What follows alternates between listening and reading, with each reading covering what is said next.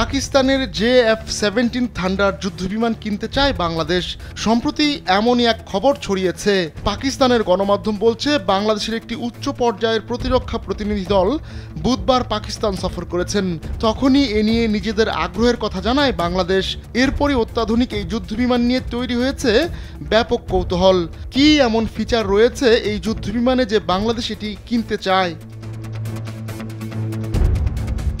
JF-17 Thunder একটি অত্যাধুনিক lightweight multi role fighter jet, যা সব আবহাওয়ায় চলাচলের উপযোগী। পাকিস্তান অ্যারোনটিক্যাল কমপ্লেক্স ও চীনের চ্যাংডু এয়ারক্রাফট ইন্ডাস্ট্রি কর্পোরেশন মিলে এই যুদ্ধবিমান তৈরি করেছে। এয়ার টু এয়ার ও এয়ার টু সারফেস কমব্যাটে JF-17 থান্ডারের জুড়ি মেলা ভার।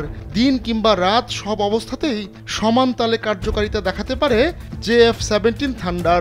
স্যান্ডেলিনা সো, রূপচর্চায় আভিজাত্য। এতে রয়েছে কম্পিউটার নিয়ন্ত্রিত ফ্লাইট কন্ট্রোল, সর্বশেষ প্রযুক্তির অস্ত্র বহনে সক্ষম JF-17 থান্ডার। তাই এই ক্লাসের অন্য যুদ্ধবিমানের বিরুদ্ধে বাড়তি সুবিধা পাবে এটি। মাঝারি ও নিম্ন উচ্চতায় JF-17 থান্ডারের কমব্যাট ম্যানুভার অনন্য। JF-17 প্রথম প্রোটোটাইপ এয়ারক্রাফট ছিল FC-1। 2003 সালের আগস্টে প্রথমবার সেটি আকাশে উড্ডয়ন করে।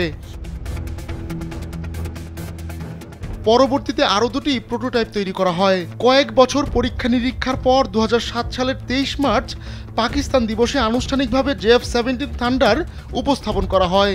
2 সিটের এই যুদ্ধবিমান নিয়ে এখনও পরীক্ষা নিরীক্ষা চলমান রয়েছে। পাকিস্তানের বিমান বাহিনীতে বর্তমানে 7 স্কোয়াড্রন JF-17 যুদ্ধবিমান রয়েছে। এ পর্যন্ত 147টির বেশি JF-17 থান্ডার তৈরি করা হয়েছে। পাকিস্তান ছাড়াও মিয়ানমার ও নাইজেরিয়ার বিমান বাহিনীতে রয়েছে এই যুদ্ধবিমান।